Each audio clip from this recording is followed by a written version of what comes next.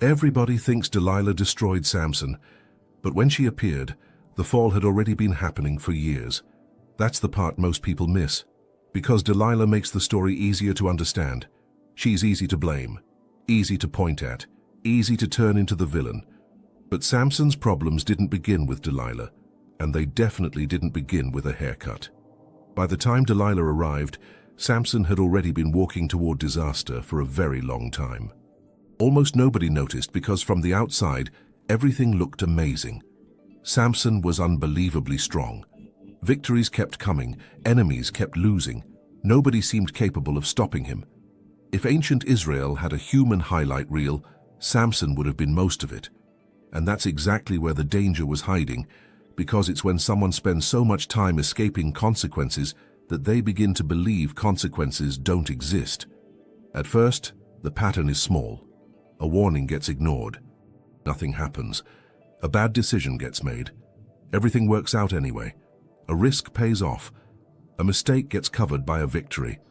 Repeat that often enough, and something strange starts happening. The absence of consequences starts feeling like proof. Proof that the warnings were unnecessary. Proof that the limits don't matter. Proof that everyone else is overreacting. Modern people do this all the time. It's when someone spends so much time getting away with things that they begin to think getting away with things is a skill. Samson was becoming very good at that. Not because he was wise, not because he was careful, because his strength kept rescuing him before reality could teach him anything. And when reality keeps postponing the lesson, people often assume there isn't one. The scoreboard looked fantastic. Philistines lost, Samson won. Philistines lost again, Samson won again. Repeat as necessary.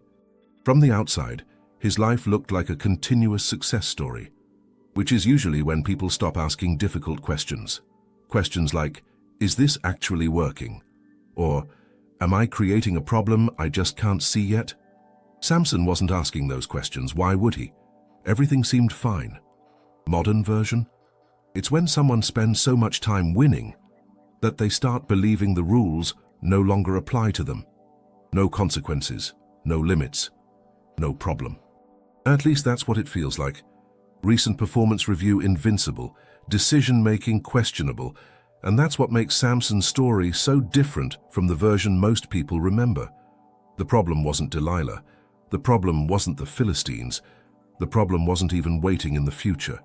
It was already there, quietly growing, hidden underneath all the victories. Delilah didn't create the problem. She found a problem that already existed. And this is where the story stops being about hair. Because Samson's real enemy was never a Philistine. Samson's biggest problem wasn't strength. It was never hearing a limit and taking it seriously. That sounds small, until it destroys a life. Because limits are strange things. Most people don't like them, but most people eventually learn to live with them. Samson didn't. Again and again, a limit appeared. And again and again. Samson treated it like a suggestion, a warning, a guideline. An optional feature, something designed for other people, not him. And the dangerous part? For a long time, that approach seemed to work. A boundary appeared. Samson crossed it. Nothing happened. A warning appeared. Samson ignored it. Nothing happened. A risk appeared. Samson took it. Nothing happened. Repeat often enough and something starts changing inside a person. The limit stops looking real. Modern version? It's driving too fast for years. And using the absence of accidents as proof that you're right. Not lucky. Right, that's a very different conclusion. And a very dangerous one.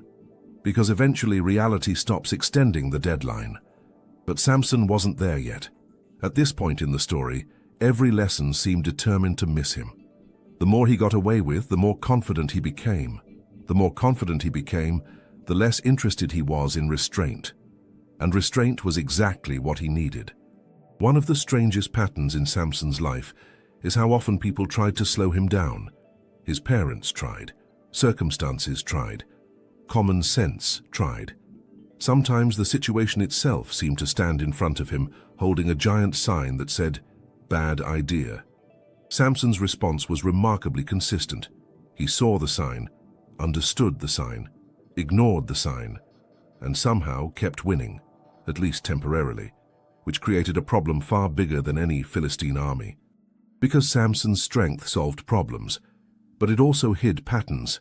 That's what made it so dangerous. Every victory covered a flaw. Every success concealed a weakness. Every escape protected a bad habit. The scoreboard looked incredible. The foundation looked less impressive. But nobody pays attention to foundations when the building is still standing, especially Samson. Recent performance review, still winning, still ignoring limits, still convinced those two things were connected. The tragedy wasn't that Samson lacked power. The tragedy was that power kept interrupting the learning process. Most people make mistakes. Reality corrects them. They adjust. They grow. Samson skipped that step. Again and again and again. Because every time reality tried to teach him something, his strength arrived first. And strength is a terrible teacher. Strength can win an argument. Strength can win a battle. Strength can move a gate. But strength cannot teach restraint. And Samson desperately needed restraint, because some people confuse survival with wisdom. If they survive the decision, they assume the decision was smart. If they escape the consequence, they assume there wasn't a consequence. If they keep winning, they assume they're learning. Samson was beginning to believe exactly that, and that's when the crack becomes visible. Because eventually someone enters the story who doesn't try to overpower him, someone who doesn't challenge his strength. Someone who doesn't attack the part of Samson everyone could see. Instead, she gets dangerously close to the part he never learned to control. Delilah didn't defeat Samson. She simply continued a conversation he never should have kept having. That's what makes this part of the story so frustrating, because by now the warning signs aren't subtle anymore. They're everywhere, and they're getting louder. Delilah asks about the source of his strength. Samson gives an answer. It's false. The Philistines appear. Samson escapes, problem solved, except it isn't. Because then it happens again. Same question, different answer, same trap, same outcome. And somehow Samson stays in the conversation. That's the part people struggle to understand. Not the betrayal, the repetition. Because the real danger isn't that Delilah asks once. The real danger is that Samson keeps coming back. Again, and again, and again. Modern version. It's ignoring the same warning so many times that eventually it becomes a consequence. At first, the pattern feels harmless. After all, Samson keeps escaping. The trap fails. The Philistines fail. His strength wins again, and every victory creates the same illusion. The illusion that the next warning isn't real either. That's how patterns become dangerous. Not because they appear suddenly, because they become familiar. And familiar things rarely feel threatening, even when they should. By now, the situation is almost absurd. Question. Trap, escape, repeat. Question, trap, escape, repeat. If this were a modern workplace, Samson would have completed 4 mandatory training courses and still clicked the suspicious link. Every signal is flashing, every alarm is ringing, every red flag is waving as hard as it can. Samson keeps moving forward anyway. Recent situation report. Red flags, alarming. Attention given to them, minimal. And that's where the story becomes much bigger than Delilah. Because Delilah isn't creating the pattern. She's revealing it. The pattern was already there. The pattern that ignored limits, ignored warnings, ignored consequences. Now it's simply reaching its destination. That's why Samson's greatest weakness was never physical. He could break ropes. He could break chains. He could break gates. But he couldn't break a pattern. And sometimes that's the hardest thing to break, because chains usually announce themselves. Patterns don't. Chains feel dangerous. Patterns feel normal, and that's exactly what makes them powerful. Each conversation with Delilah moves the secret closer to the surface. Closer, closer, closer, until the outcome almost feels inevitable. Not because Samson suddenly makes one terrible decision, because he spends a long time walking toward it. That's what people often miss. The problem wasn't revealing the secret. The problem was continuing to walk toward the moment he would reveal it. Some falls happen long before the final decision. The final decision simply makes them visible, and Samson's fall had been visible for a very long time. He just hadn't recognized it yet, because when someone survives the first warning, then the second, then the third, they often start believing there won't be a fourth. Samson was beginning to believe exactly that. And then something happens that he never imagined could happen. For the first time in his life, Samson loses something he thought he could never lose. For the first time in his life, Samson loses something he thought was impossible to lose. And the strange part is that the loss doesn't begin with his hair. It begins long before that. Samson lost his strength long before he lost his hair. That's what makes this moment so important. Because the haircut gets all the attention. The real problem deserves most of it. By now, the conversation is over. The warnings are over.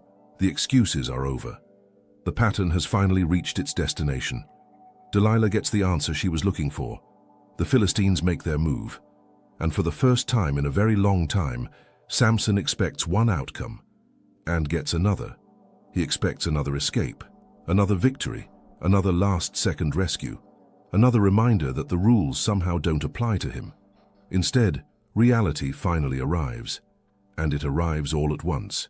Captured, humiliated, blinded, prisoner. 4 words, an entire life reversed. Modern version?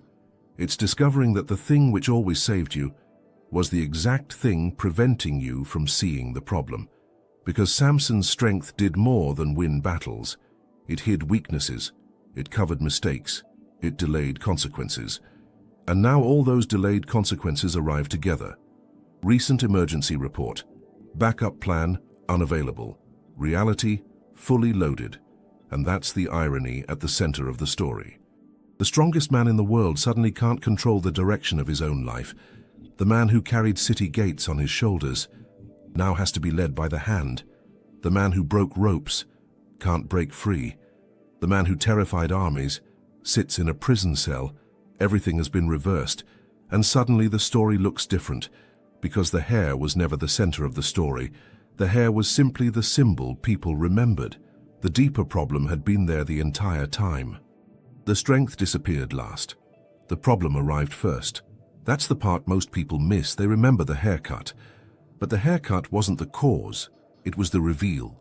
The reveal of years of ignored limits, years of ignored warnings, years of repeated patterns. People often imagine disaster as a single moment, one mistake, one bad decision, one terrible day. But most disasters spend a long time approaching before anyone notices them. The final moment simply gets all the attention. Samson's story works exactly the same way. The prison wasn't the beginning, it was the result. The blindness wasn't the beginning, it was the result. The humiliation wasn't the beginning, it was the result. The haircut wasn't the beginning, it was the result. Everything points backward. Back to the warnings, back to the limits, back to the patterns, back to the enemy. Samson never realized he was fighting.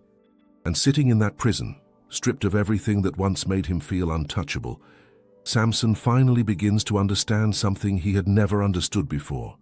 The thing that defeated him was never a Philistine army. The thing that defeated Samson was never a Philistine army. And that's the twist hidden inside the entire story. Because Samson defeated lions, defeated soldiers, defeated armies, defeated enemies that looked impossible to defeat. Again and again he walked into situations that should have ended badly, and walked back out. Stronger, victorious, untouchable. At least that's how it looked. But Samson's story was never really about the enemies everyone could see. It was about the enemy he couldn't. Looking back, the pattern becomes impossible to miss. Strength, impulse, warnings, ignored, limits, crossed.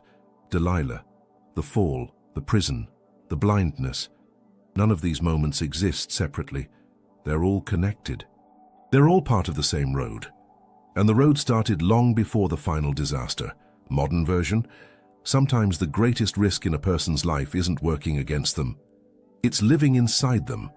That's what makes this story feel surprisingly familiar. Most people don't fight lions. Most people don't carry city gates.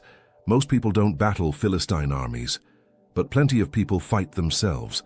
They ignore the same warning, repeat the same mistake, walk into the same situation, promise themselves it will be different this time, then act exactly the same way and somehow feel surprised by the outcome.